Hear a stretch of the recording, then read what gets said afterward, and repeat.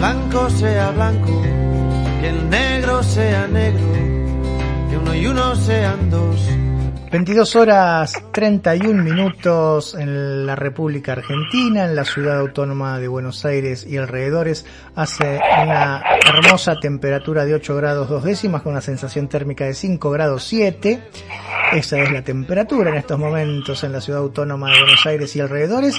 Y le damos la bienvenida a nuestra amiga Cecilia de Luzuriaga, que está al frente de su columna de todos los lunes.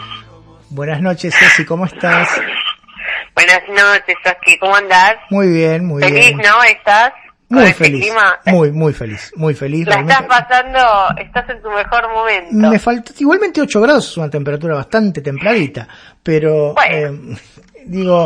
Faltó la nieve, me faltó la nieve, alguna agüita nieve, algo así me faltó. Pero bueno, seguiré teniendo paciencia, quizás antes de dejar este plano existencial pueda volver a ver nevar en Buenos Aires. Aparte, para mañana anuncian 3 grados a la mañana, así que a lo mejor tenés suerte. Hermoso, hermoso. Bueno, Ceci, ¿cómo estamos? ¿El fin de semana lindo? Muy lindo fin de semana, fresco pero lindo, agradable. Con actividades dentro de lo que se podía, pero bien, todo bien. Bueno, me alegro. Y tenemos un tema bastante lindo hoy. Me gusta el tema de hoy. Sí, ya lo es estoy un tema anunciando. que me parece muy interesante. Uh-huh. Dejar de cuidar. Sí. ¿Qué significa, no? Además, uh-huh. Porque me está tocando acompañar, quizás de alguna forma, a personas que tienen que dejar ciertos roles y que tiene que ver justamente, primero con el rol de cuidar a otros, ¿no? ¿Y qué sucede cuando dejamos de hacerlo? Porque independientemente desde el lugar que lo hagamos, por ejemplo, como padres, como hijos, como amigos, hay algo que es cierto, que nos tenemos que convertir, en la persona que acompaña a aquella otra persona que necesita ser acompañada, ¿no? Y eso nos dota de una identidad. Y lo más difícil cuando eso se termina, ya sea porque la persona crece y se va, o porque la persona pasa de plano, o porque la persona dejó de pasar un momento de crisis existencial, tenemos que redefinir nuestros roles con respecto primero a nosotros y con respecto al lugar que vamos a ocupar en la vida de la otra persona, si es que sigue estando, ¿no? Uh-huh. Y se da una crisis de identidad bastante importante, además de un duelo, que tiene que ver con volver a nosotros y comprender, disculpen, pero estoy medio congestionada, ¿no? Bueno. Y comprender que ahora tenemos que ocuparnos de nosotros. Uh-huh. Y este es un tema muy interesante, porque ante la urgencia, a veces una urgencia puede durar años. Ante la urgencia, esa urgencia hace que nosotros tengamos que dejar de mirarnos a nosotros mismos para ocuparnos de la otra persona que necesita de toda nuestra atención. Uh-huh. Y cuando eso pasa, nos volvemos a ubicar en nosotros.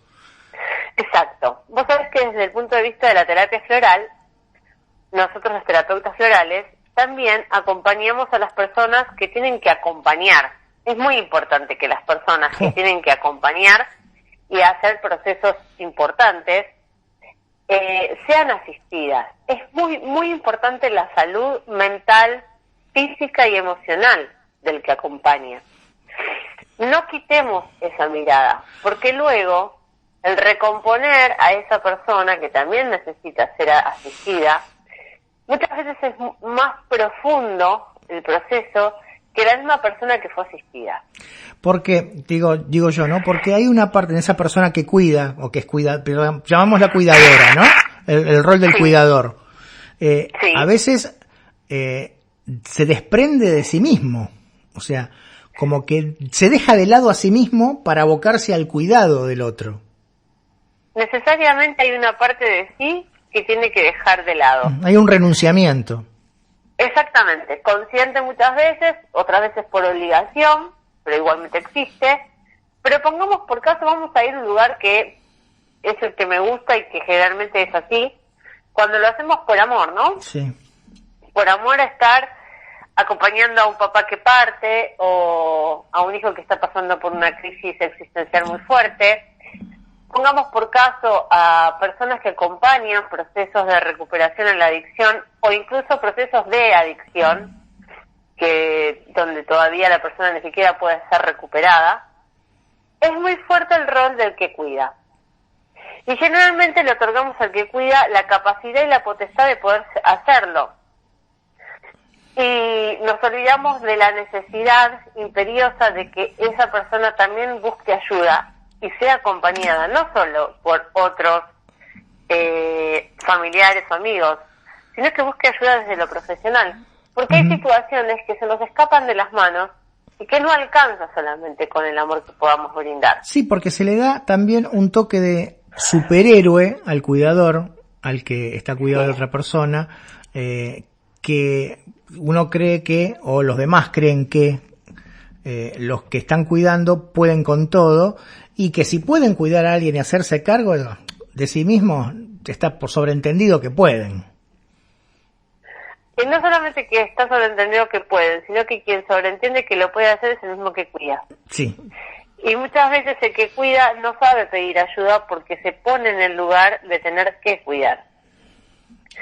Entonces estamos frente a y esto va a depender después obviamente de la personalidad de cada uno, obviamente, porque no todos van a reaccionar de la misma manera y no todos van a buscar la solución del mismo modo. Pero sí es importante que si estamos o sabemos de alguien que está pasando una situación así, podamos estar en presencia de esa persona. Casi sería como en un duelo, ya sea en el proceso de que está cuidando o en el proceso en el cual tiene que hacer este desprendimiento y volver a sí mismo y encontrar una nueva identidad y una nueva ocupación.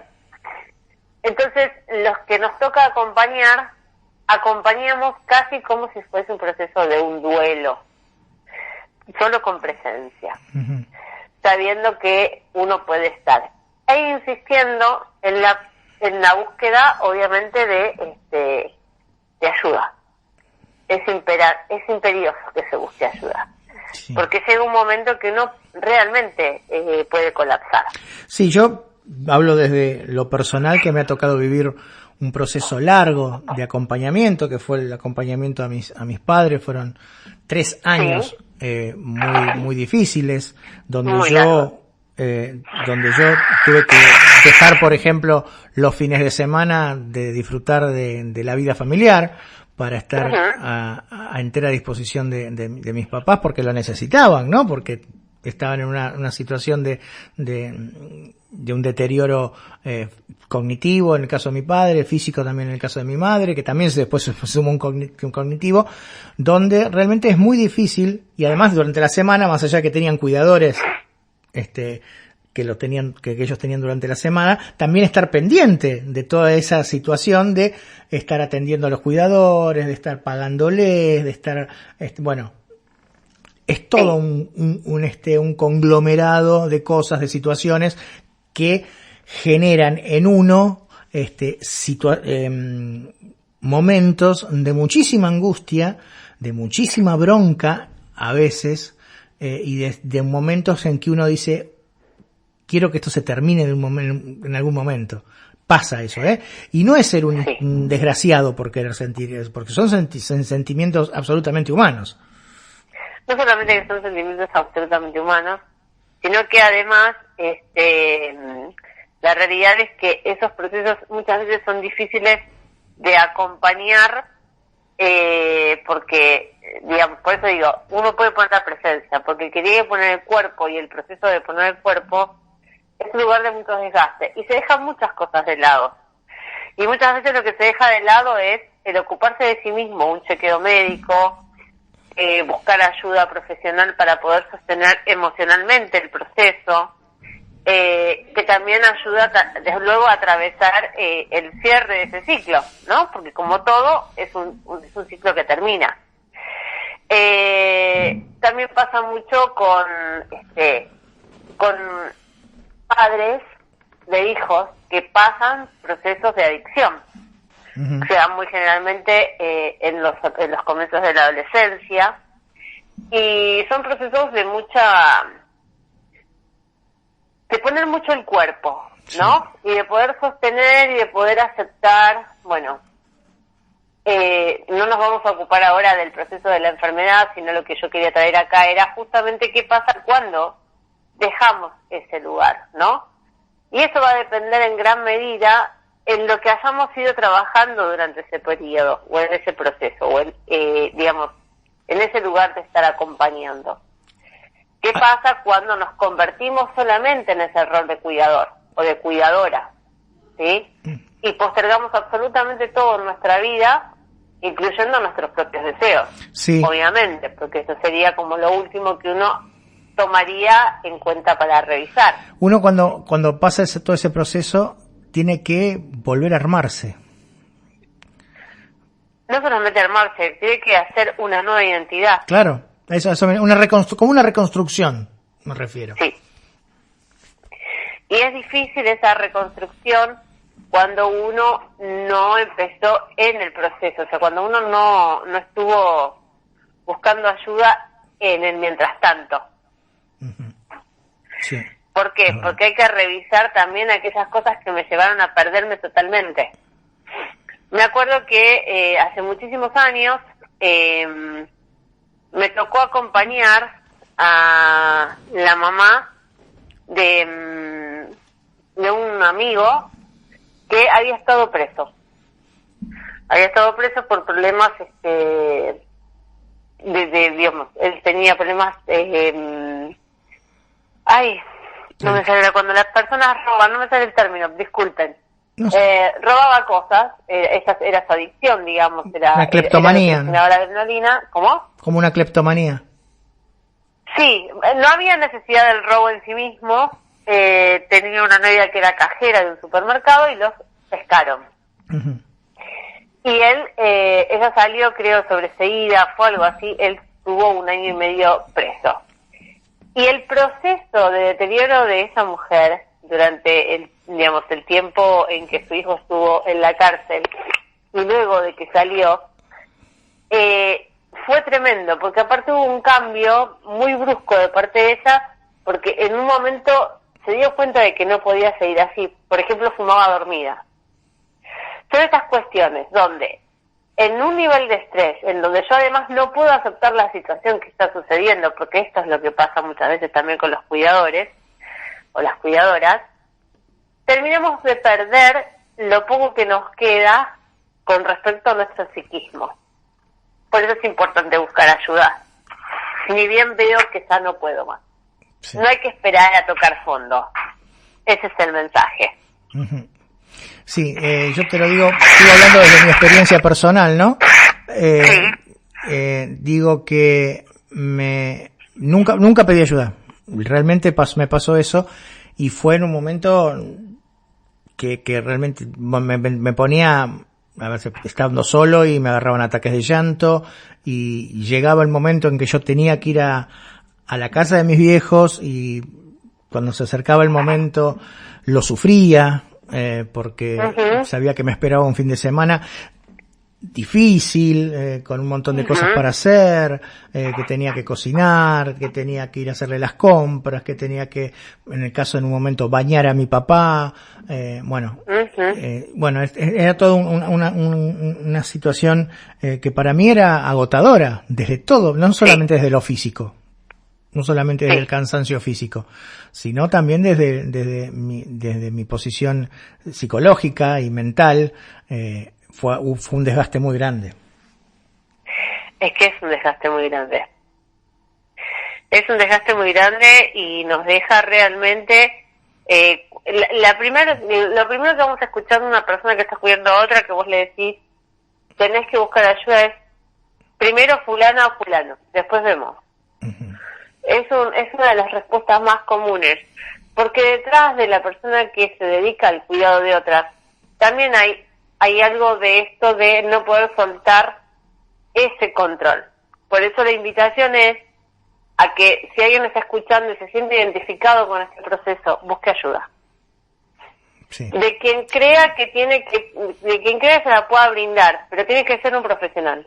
Sí. Sea un médico, un psicólogo, un counselor, un terapeuta floral, alguna medicina alternativa, lo que crea que le puede funcionar, pero tiene que dedicarse ese rato y ese espacio, porque si no, no va a poder seguir acompañando. Sí, que no caer, como a mí me pasó, en la arrogancia de decir yo puedo con todo. Sí, en realidad es una arrogancia que sucede comúnmente en las personas que acompañan. Sí, sí, sí. Por eso lo traigo, ¿no? Estar atento a eso. Exactamente. Exactamente. Que cuando la sensación es puedo con todo, no es así. No, es una sensación térmica pero que no es real. Exactamente. Y si sabemos de personas que están haciendo ese proceso, también está bueno poder tirarles esta pista, ¿no? Mostrarles que es posible acompañar con otra sanidad, uh-huh, con otra prestancia. Exacto. ¿Sí? Uh-huh. Saber, muy importante. Saber darse cuenta cuál es el momento de pedir ayuda, de que no está mal decir no puedo más, no está mal. No está mal. Totalmente. Puede decir esa sensación de basta, no puedo más, ayúdenme a expresarlo, uh-huh, y decirlo y pedir, no sé, primero la ayuda a la persona más cercana que tengas, que puede ser tu pareja, tu amigo, tu mejor amigo, tu hermano, no sé, quien sea, de poder darse cuenta de eso, ¿no? De ese momento en que uno explote, porque de la explosión después no se vuelve, Es muy difícil. A ver, depende de para qué lado vaya la explosión. Si la explosión va por lo emocional y uno llegó a tiempo a rescatar a esa persona internamente, probablemente pueda quedar en un proceso de duelo posterior. Claro. Pero si ya exploté y fue al cuerpo, bueno, es un poco más largo y más complejo. Uh-huh. Sí, ¿Quién cuida del que cuida? Sí, se puede manifestar en la salud, ¿no? No solamente en la salud mental, sino en la salud física, con algún tipo el organismo, nuestros órganos siempre expresan algo, y están relacionados están relacionados con las emociones. La salud mental se refleja en la salud emocional, uh-huh, y nosotros trabajamos en la salud emocional. Lo demás es como un camino hacia atrás, ¿no? Por eso es importante, es muy, muy importante poder recurrir en los momentos en que estamos pasando esos procesos a pedir ayuda. Claro. También me ha tocado acompañar otro tipo de procesos y veo que muchas veces incluso los especialistas, como médicos, psicólogos o psiquiatras, no brindan esa posibilidad a quienes acompañan a personas en esos procesos. No siempre. Entonces, está bueno que el que esté haciendo un proceso así busque la debida ayuda y trate de ver qué es lo que le está pasando, ¿no? Porque aparte hay ciertas características que hacen al cuidador en los procesos donde ya está colapsando. No descansa bien, suele tener mucho desorden alimenticio porque no termina de ordenar su rutina para poder comer como corresponde, se posterga. Y cada vez que, si se empieza a observar, se va a dar cuenta que se posterga cada vez en más cosas. Incluso, por ejemplo, en hábitos pequeños. Estoy muy cansado, me voy a acostar, no sé, dejo de lavarme los dientes o de hacer mi rutina anterior a irme a acostar. Bueno, todas estas cuestiones son para observar. Sí. ¿Sí? Uh-huh, es verdad. Así que, bueno, me parecía interesante el tema de traer, que tiene que ver con muchos hogares en este momento, sobre todo con el proceso que estamos viviendo, quizás no nos ha tocado vivirlo de cerca de una manera particular, pero es importante saber que si nos toca acompañar, también tenemos que buscar ser acompañados. Es como una red que hay que armar. Exacto, una red de contención. Así y aprender a tejer esa red también. Así es. Bueno, Ceci, Exactamente. muchísimas gracias. Tus redes sociales, como siempre, gracias. La verdad que estos temas son maravillosos, ¿no? Porque son tan poco hablados, ¿no? Porque se habla muy poco del cuidado a las personas, no solamente las personas mayores, hablamos de cuidados en muchos sentidos, y bueno, te agradezco muchísimo esta posibilidad de haber podido charlar este tema.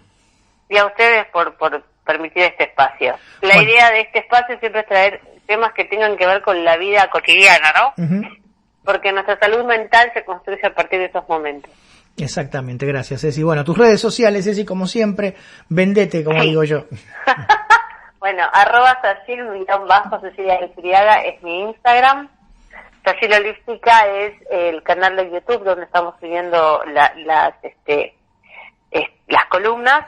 Y algo para decir a los oyentes, a partir de la semana que viene voy a salir haciendo vivos para seguir expandiendo temas que tocamos acá. Buenísimo. Así que estarán publicándose en mi Instagram las historias con los días y horarios en que voy a estar haciendo los vivos. Fantástico. Así que bueno. Felicitaciones con eso. Gracias. Bueno. Creo que nada más, ¿no? Nada más. Después el WhatsApp lo encuentran en la misma página. Sí, en el mismo Instagram. Sí, en la bio de Instagram. Perfecto. Gracias, Ceci. Nos estamos encontrando el próximo lunes. Gracias. Sí, a vos. Hasta luego. Esta semana. Chau, chau. Fue Cecilia de Luzuriaga y su columna habitual de los lunes.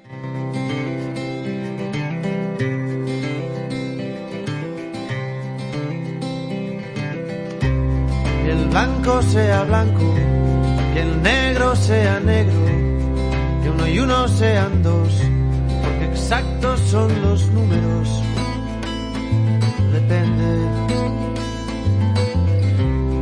Y aquí estamos de... Cecilia de Luzuriaga, counselor, consultoría psicológica, especializada en vínculos y emociones.